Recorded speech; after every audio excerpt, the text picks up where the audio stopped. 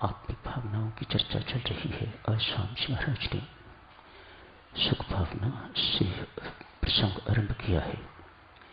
साधक 2-4 दिन लगाएंगे। इससे अगली ही भावना शांत भावना है। सुख एवं शांति पर कुछ दिन लगाएंगे इसे समझने के लिए ये क्या है। आज पूज्यपाद स्वामी जी महाराज ने फरमाया, सुख का स्रोत आत्मा है, डिस्ट्रीब्यूटर ऑफ सुख।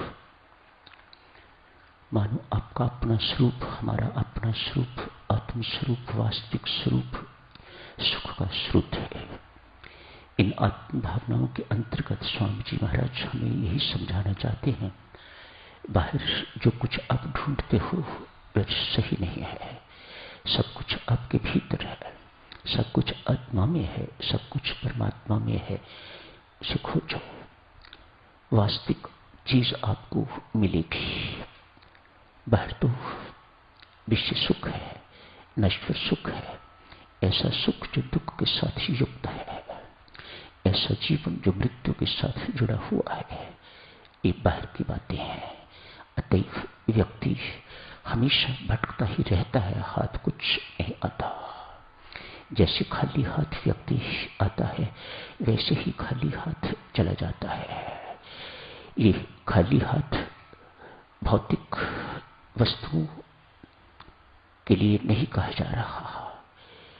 जिससे मुट्ठी भरनी चाहिए, जिसे वास्तविक सुख कहा जाता है, परम सुख कहा जाता है, जिसे अध्यात्म कहा जाता है, उससे यदि मुट्ठियां खाली हैं तो संत महात्मा उसे कहते हैं कि व्यक्ति खाली हाथ आया था और खाली हाथ चला गया, मानो अपना जीवन असफल करके चला गया, निरर्थक जीवन उसने बिताया।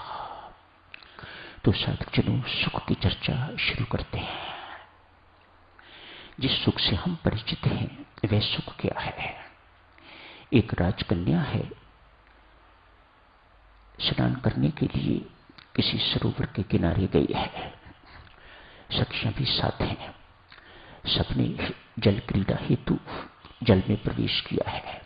अपने अपने कपड़े उतार के तो सरिता के किनारे रखे हुए हैं। राजकन्या के पास एक 9 लखा हार भी है। उस वक्त की बात जब उस हार की कीमत 9 लाख रुपया थी। सोचिए कितना अनमोल हार उस राजकन्या ने पहन रखा होगा। वह जल में प्रवेश करने से पहले बाहर उसे उतार दिया है। स्नान किया सबने, खूब आनंद ले रही हैं सब सखियां। राजकन्या साथ है।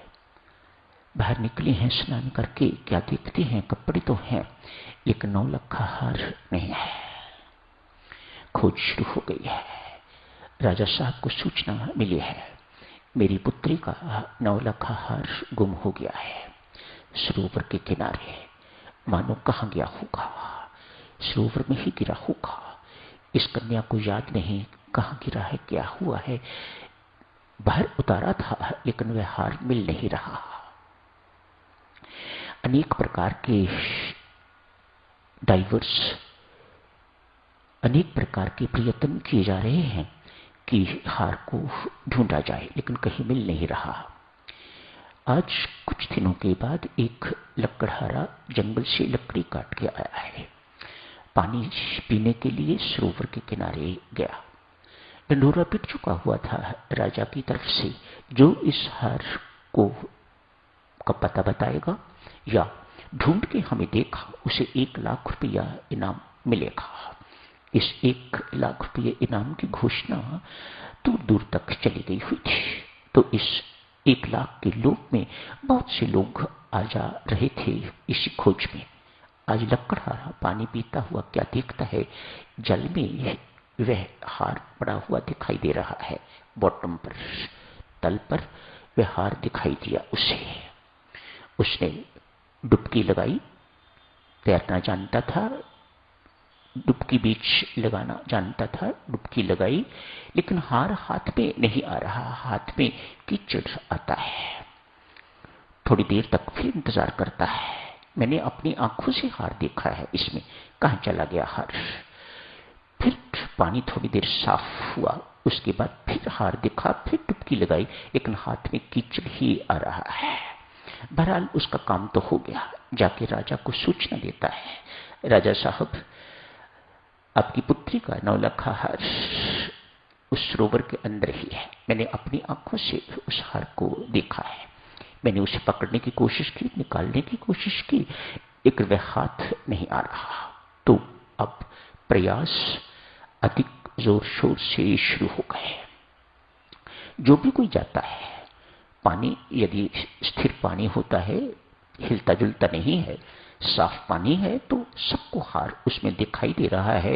और जो भी कोई उसमें डुबकी लगाता है, उसके हाथ में हार नहीं आता, कीचड़ आता है। और कीचड़ पकड़ते हैं तो पानी गंदला हो जाता है, गंदा हो जाता है, धुंधला पानी हो जाता है।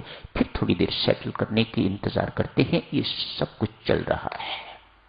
बड़ी भीड़ रोज इकट्ठी होती है, लेकिन किसी के हाथ हार नहीं लगता। विचरते हुए एक संत महात्मा उधर से निकले हैं। पूछा, क्या बात है, क्यों इतना ये लोग इकट्ठे हो रहे हैं? सारी कहानी सुनाई। कहा, राजा की पुत्री का हार, 9 लाख हार इस सरोवर में गुम हो गया है, लेकिन मिल नहीं रहा किसी को। संत